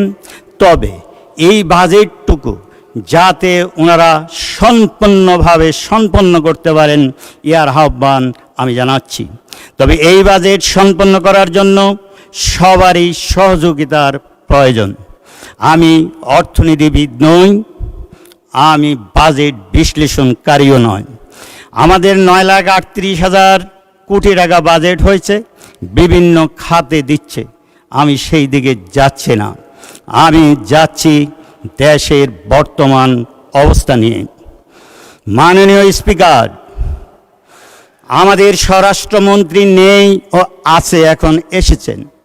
উনি বলেছেন মাদক জিরো টলারেন্স। আমি একজন স্বতন্ত্র প্রার্থী, তবে আমি দলের লোক, বিএনপির লোক। বিএনপি মানুক আর না মানুক, আমি জিয়াউর রহমানের আদর্শে বুকে ধারণ করে 17 বছর মধ্যে আমি জেলে গিয়েছি, জেল খেটেছি। আমার ব্যবসায় কোটি কোটি টাকা সেই পেশিস সরকার বিভিন্নভাবে আমাকে সেই কর বসিয়েছে এবং আমার উপর ট্যাক্স ধারণ করেছে। দেখা যায় আমি একজন গার্মেন্টস ব্যবসায়ী। এই ব্যবসায়ী হিসাবে আমার সেই গার্মেন্টসের কী কী সমস্যা হচ্ছে সেটা আমি আপনার কাছে বলতে চাই। মাননীয় স্পিকার, গার্মেন্টস ছিল একমাত্র বৈদেশিক মুদ্রা অর্জনের মেইন হাতিয়ার, আর ছিল সেই আমাদের প্রবাসী বন্ধুরা। এক সময় গার্মেন্টস থেকে 77% বৈদেশিক মুদ্রা অর্জন হতো, এখন সেটা কমে 67 থেকে 68% হয়েছে। তার কারণ আমরা প্রতিযোগিতায় আশেপাশের দেশের সাথে পারি না। আমাদের বিদ্যুতের দাম বেড়েছে, আমাদের গ্যাসের দাম বেড়েছে, শ্রমিকের দাম বেড়েছে। কিন্তু পক্ষান্তরে 1991 সালে আমাদের সোর্স ট্যাক্স ছিল মাত্র 0.25, সেটা বাড়িয়ে বর্তমানে করা হয়েছে 1.03। শুধু এইখানেই সমাপ্ত নয়, সেই ফ্যাসিস্ট সরকারের আমলে আমরা যারা বিএনপি করতাম, যারা বিএনপির ব্যবসায়ী ছিলাম, আমাদেরকে বিভিন্নভাবে হয়রানি করেছে। যেই এলসি আমাদের নয়, যেই এক্সপোর্ট আমাদের নয়, সেই এক্সপোর্ট আমাদের নামে দেখিয়ে ভুয়া ডিমান্ড নোট জারি করেছে। সেই ডিমান্ড নোটের দেখা গেলে করার পর তাদের ইচ্ছার উপরে করেছে। আমরা যখন আপিল করতে গিয়েছি, সেই আপিলে একটা পার্সেন্টেজ দিয়ে আপিল করতে হয়, কারণ 25% ট্রাইব্যুনাল করতে গেলে আবার করতে হয়, এবং হাইকোর্টে গেলেও আবার টাকা দিতে হয়। এইভাবে অনৈতিকভাবে আমরা কোটি কোটি টাকা দিয়ে আমাদের ব্যবসা চালিয়ে রেখেছিলাম। সেই টাকা এখন কোর্টে যখন যায়, সেই মামলা এনে আমরা এই অবৈধ ডিমান্ড নোটকে বাদ দেওয়ার জন্য কোর্টও সহজে আসে না। তাই এই সমস্ত অহতুক সরকারি কর্মকর্তা প্রত্যেক যেন হয়রানি বন্ধ করা হয়, সেই সমস্ত বিশেষ আইন বাদ দেওয়ার জন্য আমি সংসদে অনুরোধ করব। মাননীয় সদস্য, আপনাকে আর 2 মিনিট বাড়িয়ে দেওয়া হলো, ধন্যবাদ। 2 মিনিটস। আমি আমার এলাকার সমস্যা বলতে মনে হয় পারবো না, কারণ বিশেষ আইন যেমন যেই আপিল করতে গিয়েছিলাম, সেই ডিসিডিআর কি একটা বিশেষ ক্ষমতা দিয়েছে, যদিও গার্মেন্টসের সেই 1.03 নেওয়ার পর আর কোনো ট্যাক্স হয় না, কিন্তু এমন বিশেষ ক্ষমতা দিয়েছে আমাদের শ্রমিকের বেতনের উপরে উচ্চকর ধার্য করে, এবং এই ব্যবসায়ীদের উপর, অনেক ব্যবসায়ীদের উপর কোটি কোটি টাকা তারা ডিমান্ড নোট করেছে, কারণ আমরা যাতে ব্যবসা না করতে পারি সেটার জন্য। এখন এসেছে আমাদের, যেহেতু সরকার আমাদেরকে এই সমস্ত হয়রানির হাত থেকে রক্ষা করার জন্য তদন্ত সাপেক্ষে যেন করা হয়। মাননীয় স্পিকার, আমি ব্যাংক সম্বন্ধে বলি, আমি ব্যাংকার না, তবে আমি ব্যাংকের একজন ডাইরেক্টর। আমাদের এই অর্থ মন্ত্রণালয় থেকে এমন কিছু সুবিধা দেওয়া হয়, তাতে সৎ ব্যবসায়ীরা অসৎ হওয়ার পরিকল্পনা করে, কারণ সৎ ব্যবসায়ীরা রেগুলার তারা তাদের টাকা দেয় এবং তারা ব্যবসা করে, আর কিছু অসৎ ব্যবসায়ী টাকা নিয়ে লুটপাট করে বাড়িঘর দুয়ার করে ব্যাংকের টাকা দেয় না। এই টাকা হলো জনগণের টাকা। জনগণকে যারা ব্যাংকার ডিপোজিট করে তাদেরকে যথারীতি তাদের লভ্যাংশ দিতে হয়, কিন্তু এই ব্যবসায়ীগণ যেমন নীতি সহায়তার আওতায় অনেকগুলি সহযোগিতা দেওয়া হয়েছে, সেটা জুনের মধ্যে 2% দিয়ে নীতি সহায়তার আওতায় আনা হয়েছিল, কিন্তু সেই 2%ও দেওয়া হয় নাই। এখন অর্থ মন্ত্রণালয় থেকে পুনরায় সেপ্টেম্বর পর্যন্ত বাড়ানো হয়েছে।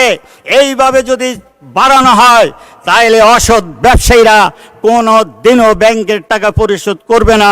এই টাকা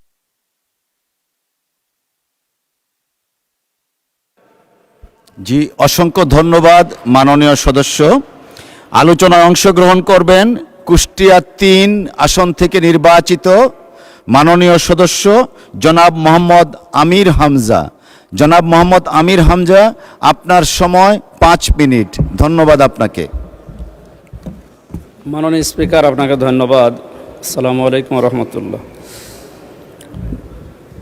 2026-27 সম্পর্ক বাজেটে বলতে গেলে আমি এই কথা বলবো যে এটা লুটপাটের বাজেট। এই বাজেটকে বাইরে অনেকে বলছে চানাচোর মার্কা বাজেট, যা শুনতে ভালো লাগলেও খেলে পেট খারাপ হয়। আমি আমার কুষ্টিয়ার 3 আসনের জনগণের পক্ষ থেকে বাজেট সম্পর্কে কিছু আলোচনা এবং প্রস্তাবনা রাখতে চাই মহান সংসদে। মাননীয় স্পিকার, জাতীয় বাজেট একটি দেশের অর্থনৈতিক উন্নয়ন, সামাজিক নিরাপত্তা এবং জনগণের কল্যাণ নিশ্চিত করার অন্যতম প্রধান মাধ্যম। বাজেটের মূল ভিত্তি হলো রাষ্ট্রের আয় এবং ব্যয়। তাই রাষ্ট্রীয় আয় বৃদ্ধির ব্যাপারে যেমন আমাদের সচেষ্ট থাকতে হবে, তেমনি ব্যয়ের ক্ষেত্রেও আরও সজাগ দৃষ্টি রাখা প্রয়োজন। মাননীয় স্পিকার, অতি প্রয়োজনীয় উল্লেখযোগ্য ব্যয়ের খাত চিহ্নিত করে দক্ষ ব্যবস্থাপনার মাধ্যমে জনকল্যাণের স্বার্থে অগ্রাধিকারের ভিত্তিতে যথাযথভাবে ব্যয় করতে হবে, এটাই আমরা মনে করি। রাষ্ট্রের আয় বৃদ্ধির জন্যে কর প্রশাসনের আধুনিকায়ন, কর ফাঁকি রোধ, অর্থ পাচার, রপ্তানি বৃদ্ধি এবং বিনিয়োগ বান্ধব পরিবেশ সৃষ্টি করতে হবে। একই সঙ্গে সাধারণ মানুষের ওপর অতিরিক্ত করের চাপ না বাড়িয়ে রাজস্ব আহরণের নতুন ক্ষেত্র খুঁজে বের করতে হবে। দেশের সবচাইতে বড় গুরুত্বপূর্ণ বিষয় হচ্ছে বেকার সমস্যা।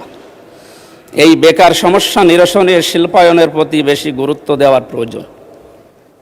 বৈদেশিক রেমিটেন্স বৃদ্ধির প্রতি বিশেষ গুরুত্ব আরোপ করা অধিক প্রয়োজন। মাননীয় স্পিকার, ব্যয়ের ক্ষেত্রে শিক্ষা, স্বাস্থ্য, কৃষি, যোগাযোগ, সামাজিক নিরাপত্তা এবং কর্মসংস্থান খাতকে অগ্রাধিকার প্রদান করতে হবে।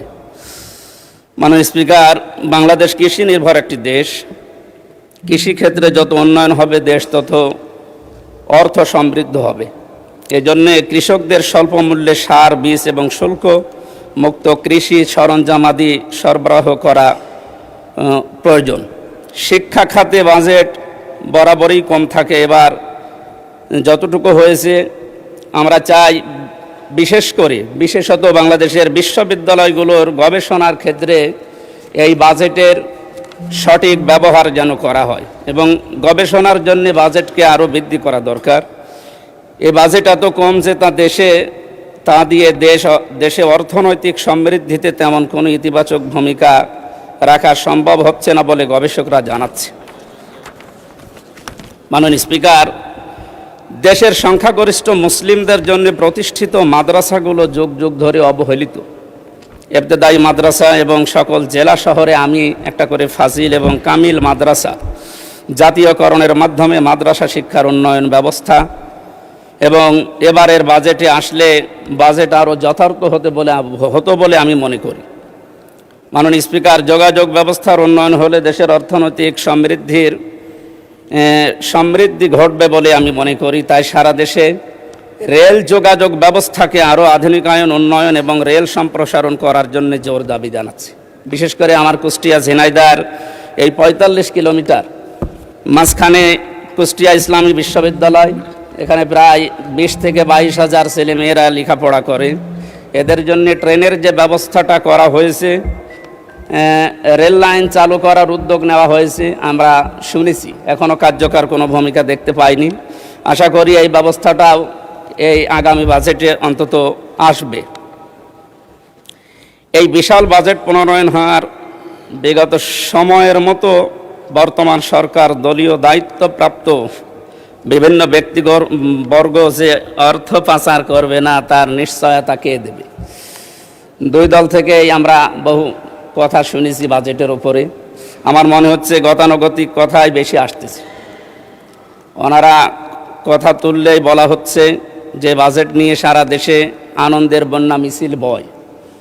তাই আমরা বাজেট 11 জুন এটা উপস্থাপন করার পর সারা দেশের যে সমস্ত জায়গায় বিক্ষোভ মিছিল এবং মানববন্ধনের মতো যে প্রতিক্রিয়াগুলো দেখলাম, আমার মনে হয় এই মানুষগুলো কি ওনাদের দৃষ্টিতে মানুষ না বা এই দেশের জনগণ না?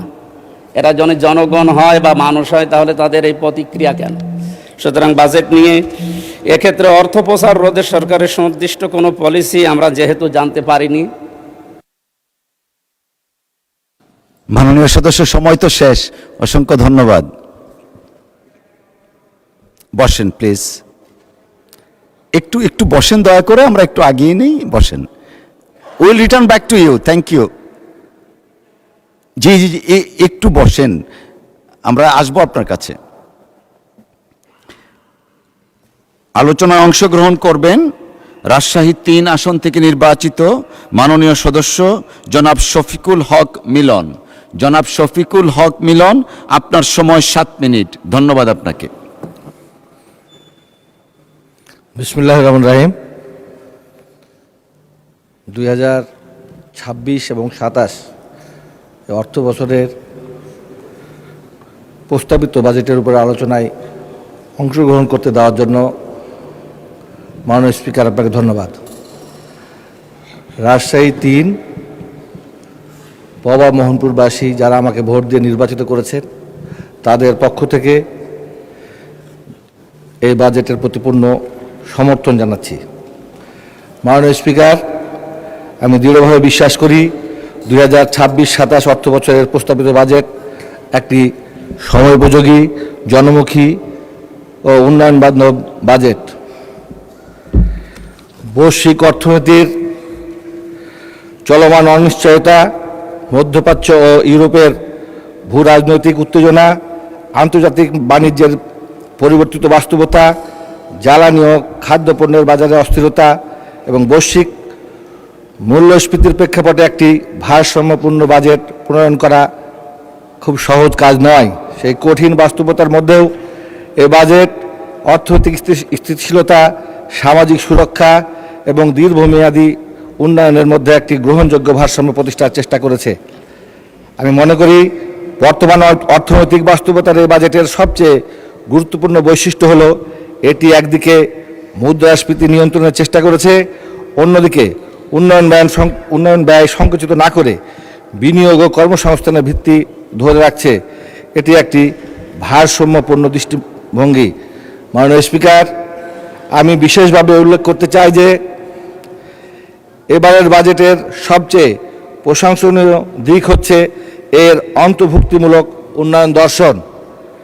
স্বাধীনতার পর দীর্ঘ সময় ধরে উন্নয়নমূলক প্রবাহ রাজধানী এবং কয়েকটি বড় শহরকে কেন্দ্র করে আবর্তিত হয়েছে, কিন্তু আজকে বাংলাদেশের ভিন্ন বাস্তবতায় দাঁড়িয়ে আছে।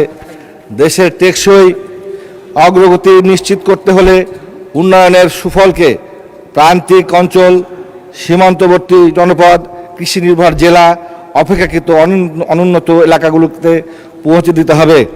আমি সন্তোষের সঙ্গে লক্ষ্য করছি যে বার্ষিক উন্নয়ন কর্মসূচিতে যোগাযোগ, পানি সম্পদ, কৃষি, গ্রামীণ অবকাঠামো, শিক্ষা, স্বাস্থ্য এবং স্থানীয় সরকার খাতকে অগ্রাধিকার দেওয়া হয়েছে।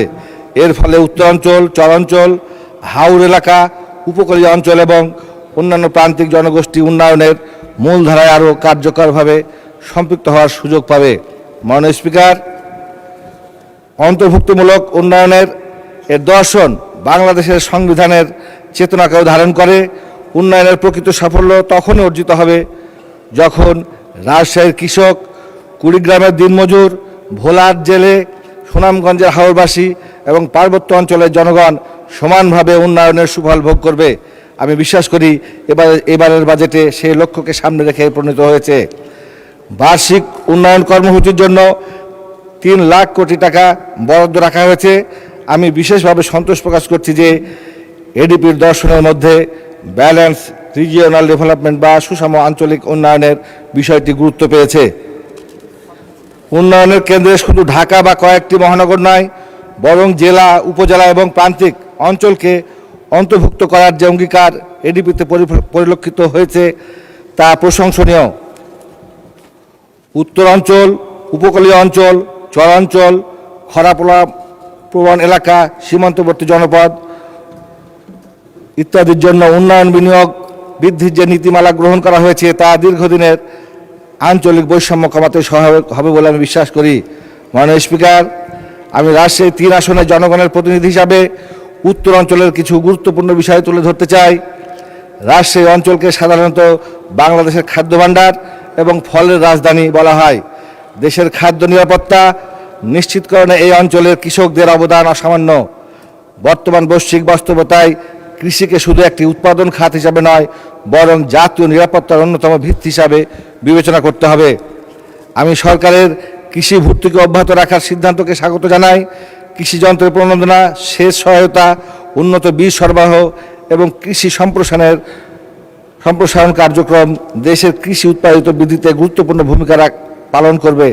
তবে উত্তরাঞ্চলের কৃষকদের জন্য কৃষিপণ্য সংরক্ষণ, প্রক্রিয়াজাতকরণ এবং বাজারজাতকরণ ব্যবস্থার উন্নয়ন এখন সময়ের দাবি। মাননীয় স্পিকার, রাজশাহীর আম শুধু একটি পণ্য নয়, এটি একটি ব্র্যান্ড। রাজশাহীর আম আজ আন্তর্জাতিক বাজারে বাংলাদেশের পরিচিতি বহন করে।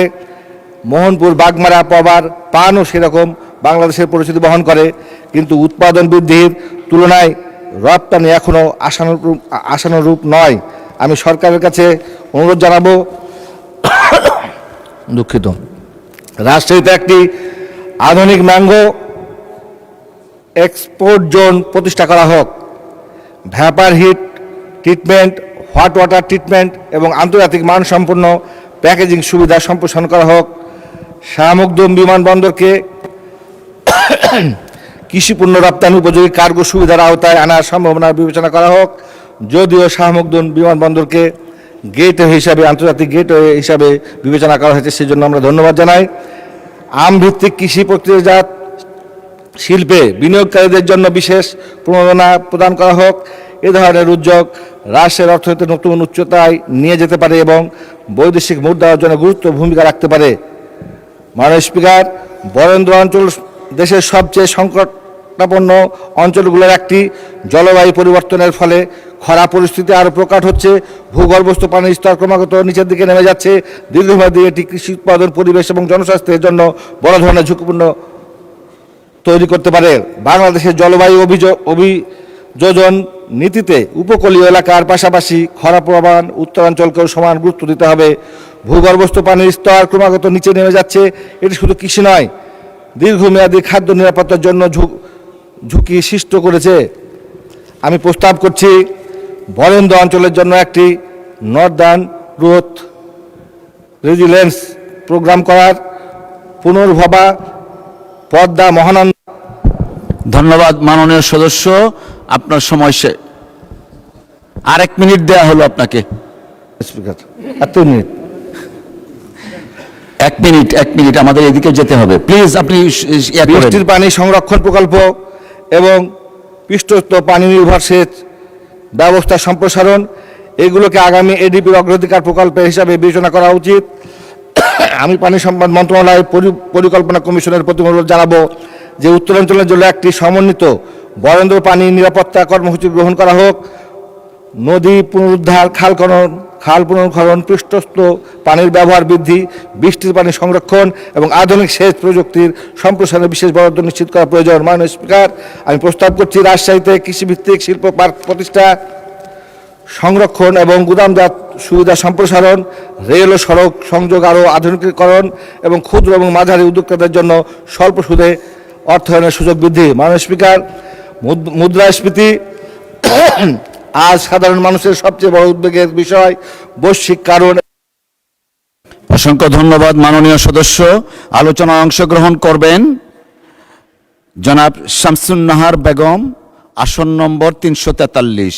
জনাব শামসুন্নাহার বেগম, আপনার সময় 5 মিনিট। ধন্যবাদ আপনাকে। বিসমিল্লাহির রহমানির রহিম। মাননীয় স্পিকার, আপনাকে ধন্যবাদ। আমি মহান আল্লাহ সুবহানাহু ওয়া তাআলার দরবারে শুকরিয়া আদায় করে আমি আমার বক্তব্য শুরু করতে চাই। মাননীয় স্পিকার, 2026-27 বছরের বাজেট আমাদের সামনে।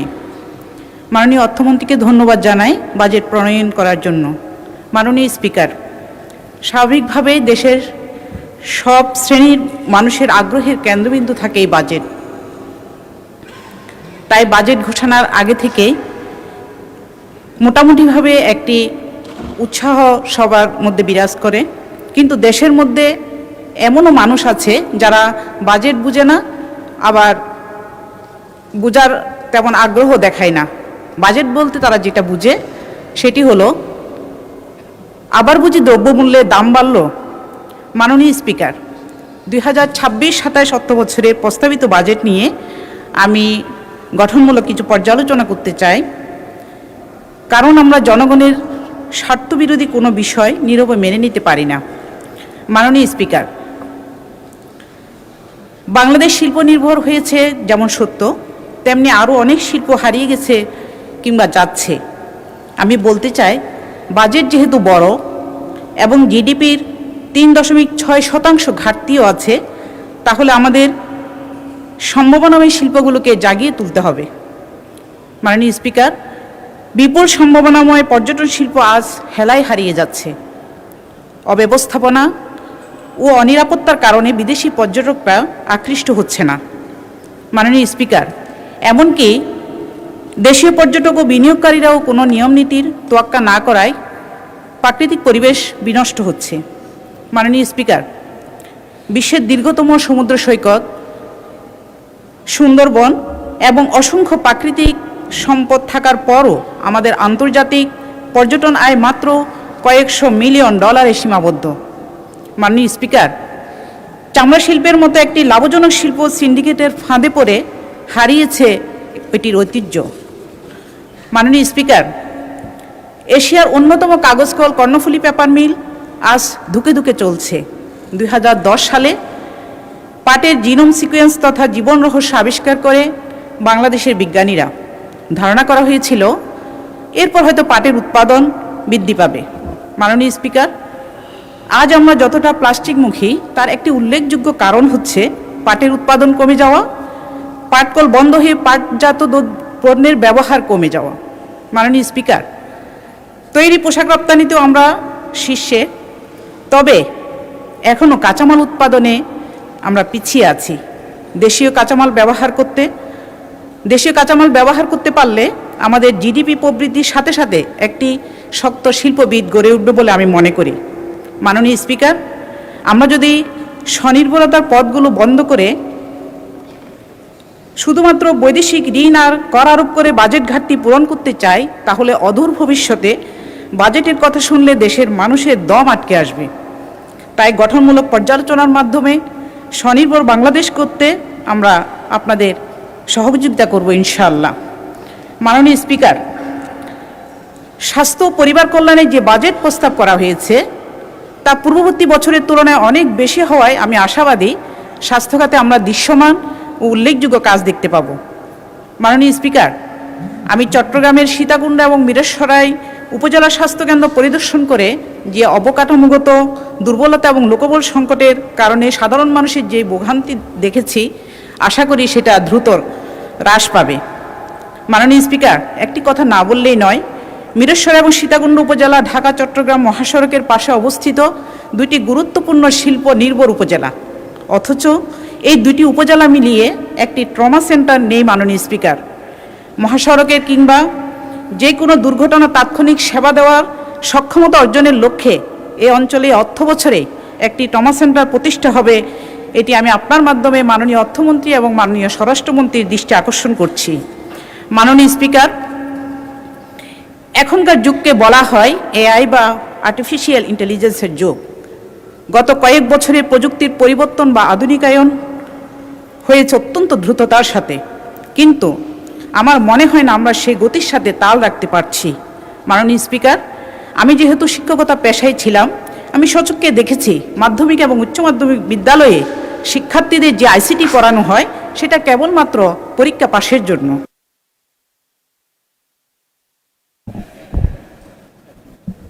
দু মিনিট চাচ্ছেন? জি, 2 মিনিট বাড়ানো হলো, ধন্যবাদ। মাননীয় স্পিকার, ধন্যবাদ আপনাকে। মাননীয় স্পিকার, এআই এর যুগে আমরা আমাদের পরবর্তী প্রজন্মকে শুধুমাত্র কম্পিউটার যন্ত্রাংশ চেনার মধ্যে সীমাবদ্ধ না রেখে তাদের উদ্ভাবনী শক্তিকে আরও বিকশিত করার পরিকল্পনা ও বাস্তবায়ন এই বাজেটে দেখতে চাই। মাননীয় স্পিকার, বাজেটে আমাদের নারী ও শিশুদের নিরাপত্তা দেওয়ার বিষয়টি গুরুত্ব সহকারে আসা উচিত। নির্যাতনের শিকার নারী ও শিশুকে বিভিন্ন মেয়াদে সরকারের পক্ষ থেকে সাপোর্ট করা উচিত। মাননীয় স্পিকার, শুধুমাত্র সাম্প্রতিককালে আলোচিত ধর্ষণ খুনের ঘটনাগুলি নয়, বিগত সময়েও যারা নানাভাবে নির্যাতনের শিকার হয়েছে তাদের কর্মসংস্থান নিশ্চিত করে সামাজিক মর্যাদা পুনঃপ্রতিষ্ঠা করতে হবে। মাননীয় স্পিকার, বাজেটে বেসরকারি বিনিয়োগ বাড়ানো উদ্যোক্তাদের উৎসাহ দেওয়ার কথা থাকলেও বাস্তবে ব্যবসাবান্ধব পরিবেশ এখনও নিশ্চিত হয়নি। মাননীয় স্পিকার, সমাজের সকল স্কেলে চাঁদাবাজির যেই ত্রাস, এখানে তরুণ যুবকরা একটি ছোট ফুডকার্ট খুলে বসতেও 10 বার চিন্তা করে। মাননীয় স্পিকার, এই বাজেটে বিনিয়োগ বৃদ্ধি, কর্মসংস্থান সৃষ্টি এবং মূল্যস্ফীতি নিয়ন্ত্রণের কথা বলা হয়েছে। এসব লক্ষ্য অবশ্যই প্রশংসনীয়, কিন্তু প্রশ্ন হলো এই লক্ষ্য অর্জনের জন্য বাস্তবসম্মত পরিকল্পনা কোথায়? মাননীয় স্পিকার, আজ দেশের সাধারণ মানুষ সবচেয়ে বেশি চিন্তিত নিত্য প্রয়োজনীয় পণ্যের দাম, চিকিৎসা ব্যয় এবং শিক্ষার খরচ নিয়ে। মধ্যবিত্ত পরিবারগুলো আয়ের চেয়ে ব্যয়ের চাপে নুয়ে পড়েছে। মাননীয় স্পিকার, একটি বাজেটের সাফল্য কেবল তার আকারে নয়, বরং সাধারণ মানুষের জীবনে তার ইতিবাচক প্রভাবের মাধ্যমে পরিমাপ করা হয়। জনগণ এমন একটি বাজেট চায় যা কাগজে নয়, যা বাস্তব জীবনে স্বস্তি এনে দেয়, যা বৈষম্য কমায় এবং দেশের প্রতিটি নাগরিকের জন্য উন্নয়নের পথ তৈরি করে। ধন্যবাদ মাননীয় স্পিকার। আপনাকে ধন্যবাদ মাননীয় সদস্য। মাননীয় শিক্ষামন্ত্রী ডক্টর আ.ন.ম এহসানুল হক মিলন, আপনি শিক্ষক নিয়োগের ব্যাপারে 300 বিধিতে বিবৃতি দিতে চেয়েছেন। আপনি এখন বিবৃতিটি পড়তে পারেন। ধন্যবাদ আপনাকে। মাননীয় স্পিকার, আপনাকে অশেষ ধন্যবাদ। আজ আসরের পূর্বে পয়েন্ট অফ অর্ডারে নোয়াখালী 2 মাননীয় সংসদ সদস্য জয়নুল আবেদিন ফারুক, যিনি 6 বার নির্বাচিত হয়েছিলেন এবং সাবেক চিফ হুইপ ছিলেন, তিনি তার পয়েন্ট অফ অর্ডারে তার এলাকা সহ সারা বাংলাদেশে প্রাথমিক স্কুলে হেডমাস্টারের অভাব এই নিয়ে তিনি এই প্রসঙ্গে একটি বিবৃতি দিয়েছিলেন। তার উত্তরে বলতে চাই, মাননীয় স্পিকার, 32,500 নয়, এই যাবৎ এরপরে আরও 2600, এরপর আরও 17,000 এই শিক্ষক নিয়োগ বিভিন্ন মামলার জটিলতার কারণে আমরা এই নিরসন করতে পারছি না। আজকে 4 মাস হতে চলল এই মন্ত্রণালয়ের দায়িত্ব পেয়েছি। প্রথম সপ্তাহ থেকেই এই আদালত পাড়ায় এই মামলার জটিলতা নিরসনের জন্য চেষ্টা করেছি, কিন্তু জানি না এখন পর্যন্ত অ্যাপিলেট ডিভিশন থেকে কোনো কজ লিস্টে এগুলি আসছে না এবং সারা বাংলাদেশে এই শিক্ষকের অভাব সকলেই বলছে। এটি একটি নয়, এরপরে এনটিআরসিতে প্রতিষ্ঠান প্রধান নিয়োগ, কলেজের প্রতিষ্ঠান প্রধান নিয়োগ, সেটিও মামলার জটিলতায় ঝুলে আছে। সেখানেই শেষ নয়, প্রত্যেকটি প্রাথমিক স্কুলে আমাদের দপ্তরি কাম নাইট গার্ড, সেগুলিও মামলার কারণে ঝুলে আছে। আমাদের মামলার যদি পরিসংখ্যান দেখি তাহলে হাজার হাজার মামলা আমরা দেখতে পাচ্ছি। মাননীয় স্পিকার, ইতিমধ্যে আরও 33,000 হেডমাস্টার পজিশন খালি হয়েছে। আপনি একটু ভেবে দেখুন, সারা বাংলাদেশে এই হেডমাস্টার এখনও যারা হেডমাস্টার হতে পারেননি তারা রিটায়ারমেন্টে চলে যাচ্ছেন এবং তারা হেডমাস্টার প্রমোশন পাচ্ছেননি। আমি মাননীয় সংসদ সদস্য এবং সকলে অবগতির জন্য বলছি, আপ্রাণ চেষ্টা করার পরও মামলা জটিলতার কারণে এইগুলি নিরসন হচ্ছে না। ইতিমধ্যেই আবার প্রাথমিক স্কুলের প্রশাসনিক বদলির কথা বলা হয়েছে। আমি মাননীয় সংসদ সদস্যদের জ্ঞাতসারে বলতে চাই, এগুলি উপজেলা এবং জেলা এবং বিভাগ পর্যায়ে পাঠিয়ে দেওয়া হয়েছে। মাননীয় স্পিকার, আমরা সকলেই জানি education is the essence commodity for everybody. অতএব সকলে এই বিষয়টি গুরুত্ব দেয়। আপনার মাধ্যমে আমি এই বিষয়টি সকলকে অবগত করলাম। ধন্যবাদ আপনাকে মাননীয় স্পিকার। আপনাকে ধন্যবাদ মাননীয় মন্ত্রী। মাননীয় সদস্যবৃন্দ, সংসদের বৈঠক মাগরিবের নামাজের জন্য 30 মিনিটস বিরতি দেওয়া হলো। আপনাদের সহযোগিতার জন্য অসংখ্য ধন্যবাদ।